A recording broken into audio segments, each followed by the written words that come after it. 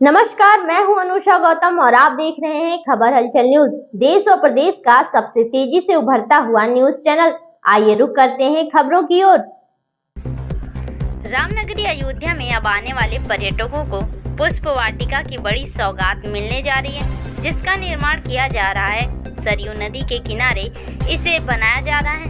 वही garden glory India of Delhi की company को इसे बनाने की जिम्मेदारी मिली है।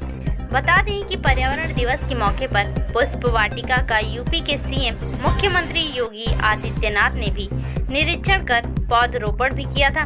वहीं दिल्ली की कंपनी के सीईओ कौशलेंद्र अग्रवाल ने बताया कि हम सौभाग्यशाली हैं, हमारी दिल्ली की कंपनी को यह अवसर मिला। अभी मौसमी फूलों से शुरुआत किया गया है, आगे इसे पुष्प वाटिका में कन्वर्ट किया जाएगा। विभिन्न तरीके की प्रजातियां रहेंगी, जिससे अयोध्या में आने वाले पर्यटकों को कुछ अलग तरीके की चीजें मिले जो बाकी प्रदेशों में ना मिल रही हों। यहाँ पर पानी, शौचालय की व्यवस्था होगी, जिसमें खान पान की व्यवस्था होगी। अगर कोई भगवान राम के दर्शन करने के लिए आया है तो कुछ समय सरयू के किनारे व्यतीत करें। दीपावली के पहले तक पूरी व्यवस्था करने का लक्ष्य लेकर चल रहे हैं और एरिया भी हमें नगर निगम की तरफ से मिला है। उन्होंने कहा कि इस वाटिका का निर्माण 1.25 एकड़ में किया जा रहा है। अगर और भी जगह मिलती है तो उसे अच्छा बनाने का कार्य किया जाएगा। इस वाटिका में लाइटिंग टोटल सोलर की होगी।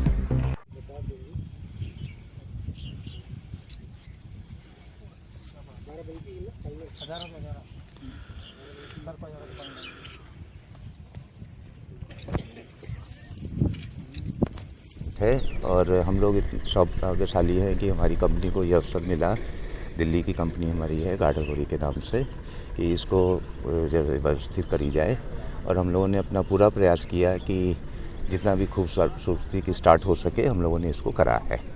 मेन तो अभी तो सीजनल फ्लावर से स्टार्ट किया गया, तो आगे इसमें केवल और केवल इसको पुष्प वाटिका में ही कन्वर्ट किया जाएगा। विभिन्न तरह के गुलाब, विभिन्न तरह की बल्ब के थ्रू फ्यूचर में हम लोग इसको ट्यूलिप गार्डन में कन्वर्ट करेंगे इस साल के अंत तक, विंटर टाइम में।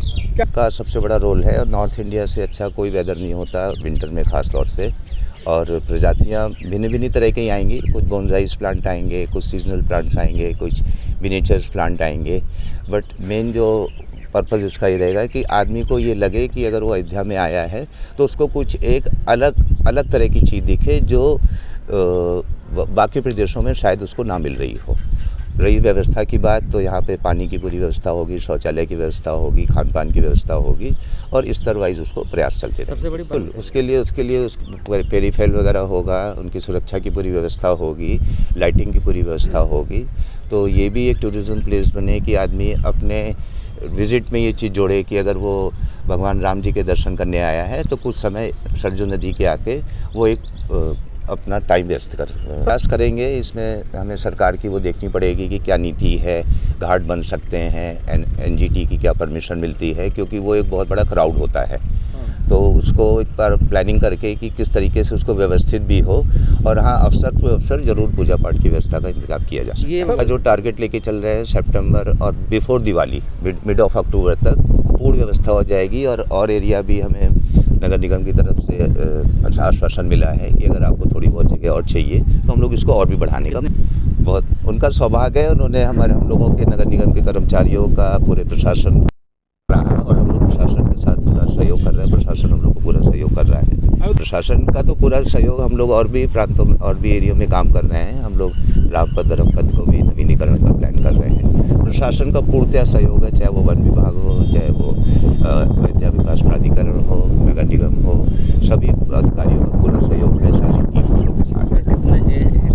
ये अभी इसका जो फेज 1 आया है वो तो 1.25 एकड़ में है, बट फ्यूचर में हम लोग इसको इस तरफ भी अगर हम लोग को जगह मिलती है तो हम लोग और अच्छा बढ़ेंगे। लाइटिंग की बात कर रहे हैं, सोलर लाइटिंग टोटल इस पे वाले 2 महीने में टोटल सोलर मॉनिटर होगा। इवन जो हम लोग वाटरिंग सिस्टम करेंगे वो भी सोलर पे करेंगे, और ताकि उससे पॉल्यूशन का भी कुछ इफेक्ट का हम लोग नहीं करेंगे। उसके लिए अलग एजेंसीज हैं और शायद वो लोग भी अपने आप को सुधार ला रहे हैं और व्यवस्था निकाल रहे हैं कि वो भी एक जब कौशलेंद्र अग्रवाल गार्डन।